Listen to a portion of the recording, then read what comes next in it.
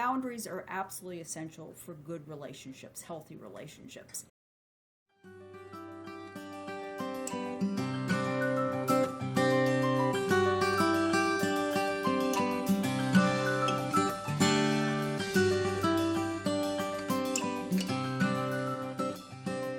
Hello, and welcome to Therapy Notes 30. I'm your host, Dr. Elaine Malik. This is where practical psychology meets everyday living. This is a site where I talk about concepts, issues, topics that we hear in therapy. This is not meant to treat or diagnose anything, but is for educational purposes only. So come along and listen to some of the everyday things that we talk about in therapy.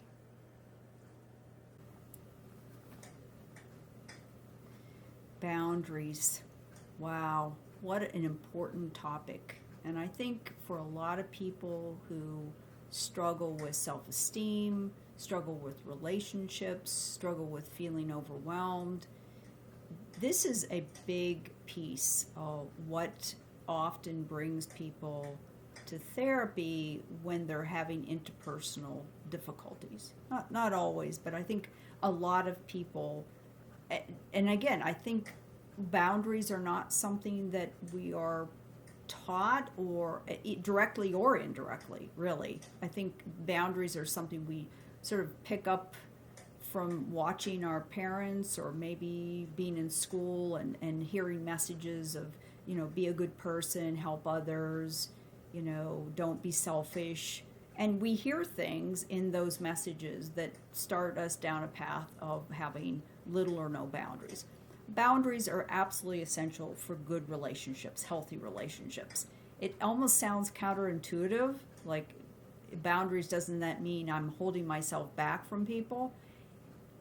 No, that's not actually what we mean when we mean boundaries. In fact, I think you can get even closer to people when you know where your boundaries are. So let's try to break it down and use a very, very simple way of thinking about boundaries, because I think a lot of people kind of misunderstand what a boundary, what it means to have boundaries. So, real simple, one sentence, difficult to understand, but you can wrap it up in one sentence, is where I stop and you begin.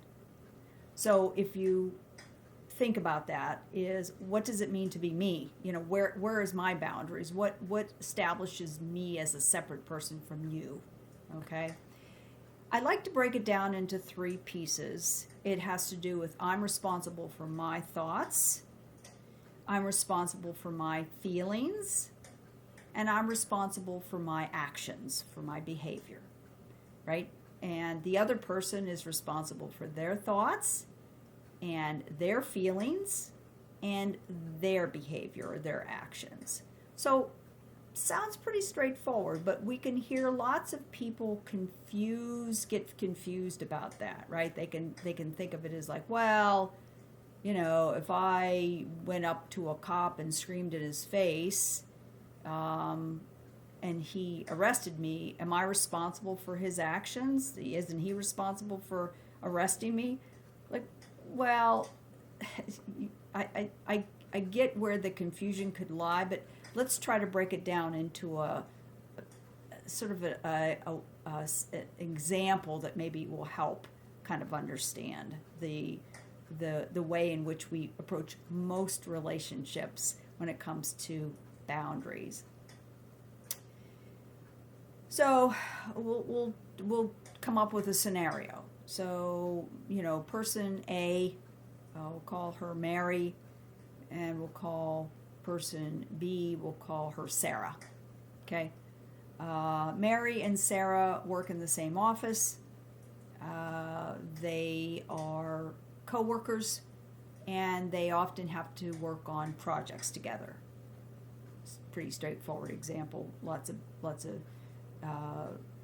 books and articles talk about work-related boundaries. But anyway, so Mary and Sarah work together, and Mary approaches a lot of her projects from a position. Her thoughts are, these are dumb projects. I'm not really sure I'm into them that much.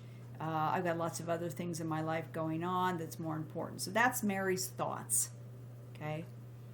And Mary's feelings, based on her thoughts is that she's kind of not that motivated to work hard on these projects. She's not really somebody who puts a lot of energy into them because her feelings about them are apathetic, or just she's not a motivated person.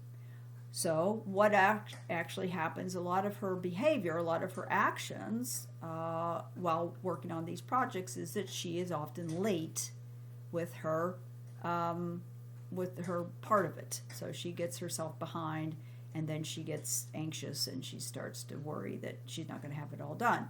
And so Sarah's thoughts are, Sarah is a person who wants to be helpful. She sees herself as a helper. She thinks to herself, I'm a helping person, I'm a good person, I care about other people. And so her feelings are one that is based in a view of the self being, she may be a person that's very motivated, feeling very good about being a helper, and she feels that that's kind of her primary role in life, and that she sees herself as a good person. When she's not, she feels insecure. Well, here comes Mary. She's late with her project, and she turns to Sarah and says, Sarah, I'm not going to be able to get this part of the project done. Would you be a love, and would you help me out? You're always such a great person. Could you go ahead and finish up this project tonight, because it's due tomorrow, right? So here is Mary trying to get Sarah to do her work for her, right? And so she is responsible for her actions. Her actions are that she's unfinished in her project, and she wants to make Sarah responsible for that. Because Sarah looks at herself as a good person, because she's a helper, she may feel insecure about saying no. And what does she do? She has actions that takes on Mary's responsibility. She takes on that action of completing the project. Okay? So Sarah stays up all night working on the project, trying to get it done, doesn't get enough sleep, rushing around in the morning. Maybe she's, short-tempered with her family, whatever. That's her actions. So lots and lots of behaviors that are a reflection of her inability to say to Mary, oh my goodness, I'm so sorry, I don't feel comfortable doing that, I'm sorry, I'm hoping that you get it done tonight, maybe if you focus tonight on doing it, you might be able to get it completed. Sarah did not take responsibility for her own actions. She viewed it as, I have to help Mary if I'm a good person. Mary, unfortunately, did not own her own actions and her own feeling of apathy. Well, if you're apathetic about the project and unmotivated, there's a pretty high likelihood you're not going to get the project done on time. So you see, each person in that relationship is not owning their boundaries. They're not honoring the boundaries of the other person. They're kind of bleeding into each other in terms of actions and feelings. And so Mary, her responsibility was, if I'm going to be apathetic and unmotivated, there's a consequence, which means that I may not get this project done on time. I own that. That is not somebody else's to fix. Sarah, she wants to be liked. She feels good about being a helper, and that's fine, except when she has to overfunction or take responsibility for somebody else's actions. And that, again, is another boundary violation, that she didn't say no to Mary. So I hope that's helpful to understand a little bit. I mean, boundaries, I may talk about boundaries again and again, because it's confusing sometimes when you're in a relationship and you care about other people and you want their lives to be good and you know that you can help out. It's sometimes very hard to know where the line is when you're being helpful and what you're doing is called enabling. And enabling is a very large topic that obviously it will be something that I talk about many times, because it relates to lots of unhealthy relationship dynamics. So that's a little teaser on what boundaries are and how we are responsible for our thoughts, our feelings, our behaviors, and that we try our best not to take on other people's consequences, other people's behaviors or feelings, and believe that they are ours to fix or be responsible for. So I hope that's helpful. That's boundaries.